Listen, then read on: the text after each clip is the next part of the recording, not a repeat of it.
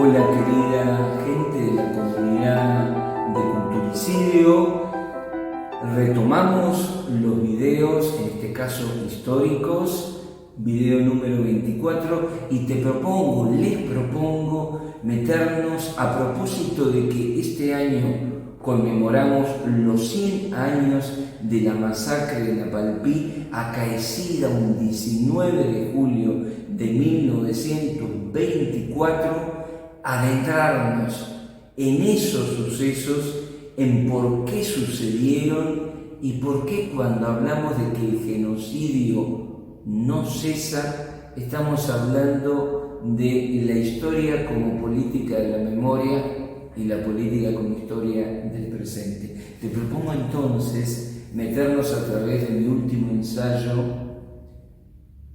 Chaco, 8 tesis para otra historia, en los sucesos de la masacre de Napalpí. La reducción de Napalpí se fundó el 2 de noviembre de 1911 a través del decreto 3626 del 27 de octubre del mismo año. Decía: es un deber constitucional del gobierno el trato pacífico con los indios y que su incorporación a la civilización debe darse por medios puramente pacíficos. Según el decreto del presidente Roque Sespeña, la reducción quedaba en la esfera del Ministerio de Agricultura, que debía señalar las tierras a ocupar, proporcionar semillas, herramientas agrícolas y animales de labor, y fueron erigidas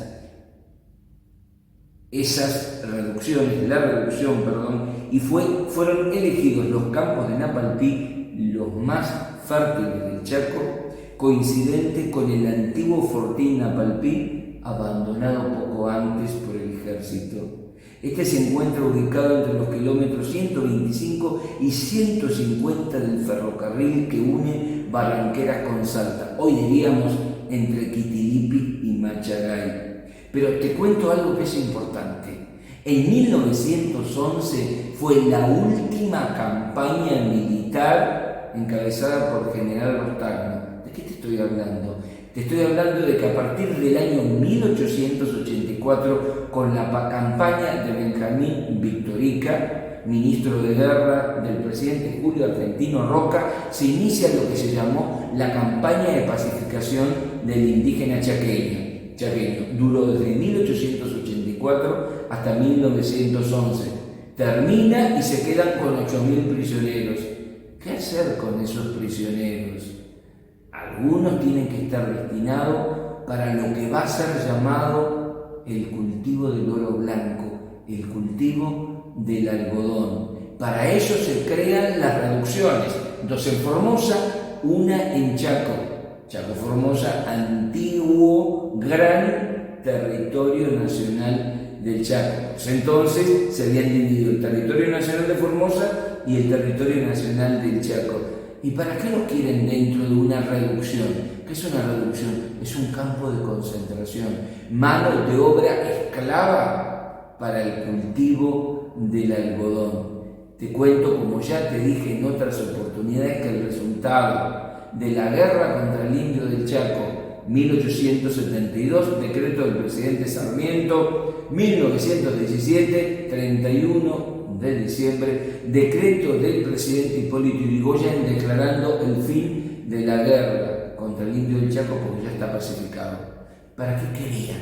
Para la conquista de las tierras públicas, que eran fiscales, que no pertenecían a nadie. 5.600.000 hectáreas de las actuales provincias de Chaco y Formosa para 112 adjudicatarios privados, la mayoría de ellos terratenientes y sobre todo pertenecientes a la corona británica. ¿De dónde viene el ingenio Las Palmas? De 100.000 hectáreas concedidas, por ejemplo, a los hermanos irlandeses Hardy. Pero ahora estoy con esto: cultivo del algodón, gran tierra fértil, Napalpí, entre Machagay y Quitilipi, el centro chaqueño, cerca de Sespeña, mano de obra esclava. El coronel Enrique Rostagno, como te contaba, octava, el último que inició y terminó la campaña militar de 1911, en un parte de guerra le escribe a su ministro de guerra. Al hacer su informe sobre los resultados de la campaña militar de 1911, comandada por él al territorio chaqueño, le sugería al ministro de Guerra de la Nación Argentina, Gregorio Vélez, la necesidad de sometimiento pacífico de las comunidades indígenas del Chaco.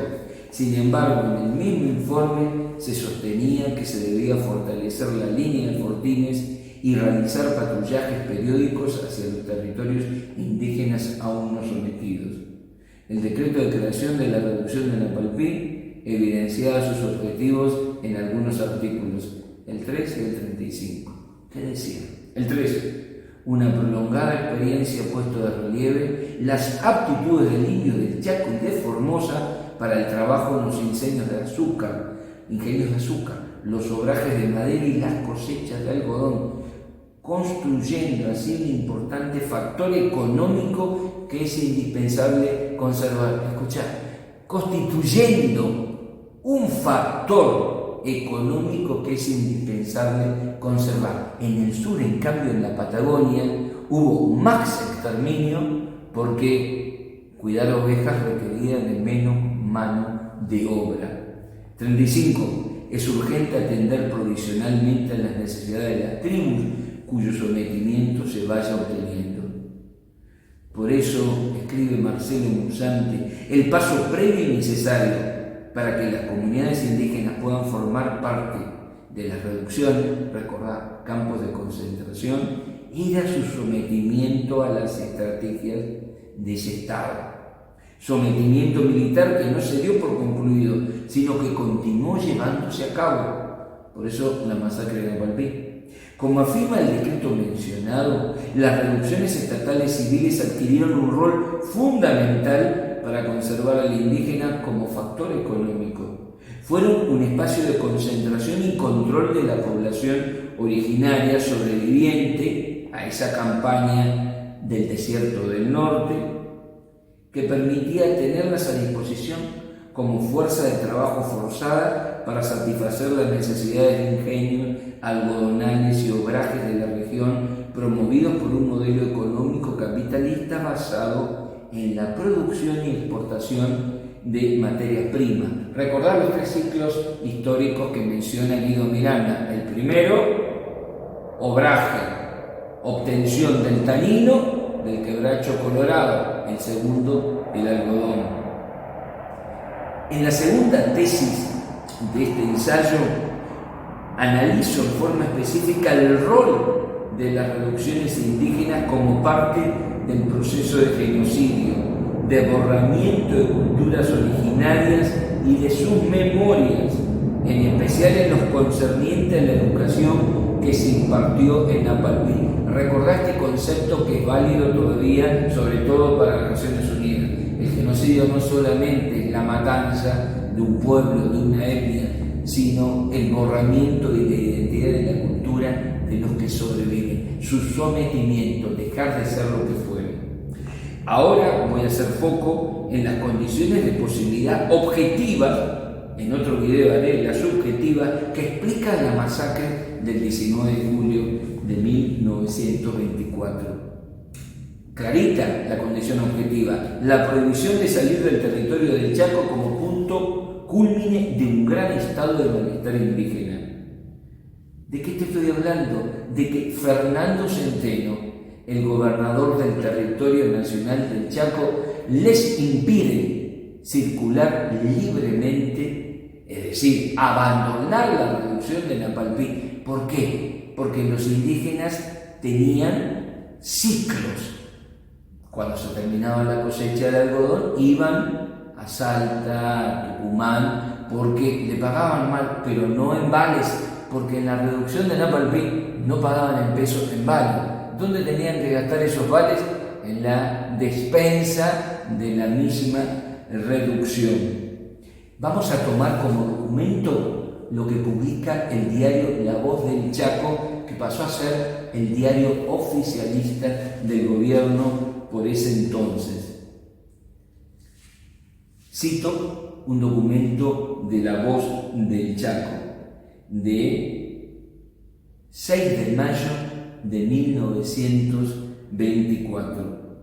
Después de la publicación que ayer hiciéramos acerca del éxodo indígena hacia los ingenios de Salta y Jujuy y la petición de los colonos de esa espeña para que se adopten las medidas que tiendan a impedirlo a fin de no agravar el ya difícil problema de la falta de brazos para la recolección actualmente en auge del algodón, hemos visitado al gobernador para conocer su opinión al respecto de lo que aquellos colonos solicitan.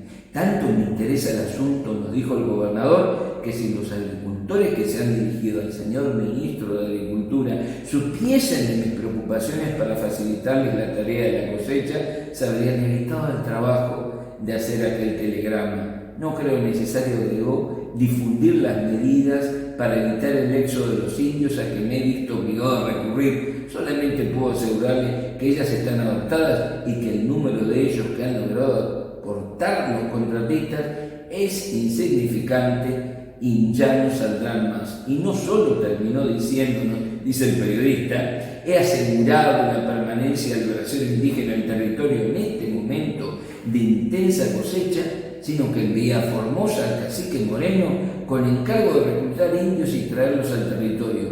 Esta gestión no tuvo éxito, pero el haberlo intentado comprueba la preocupación del gobierno en un asunto de tanto interés.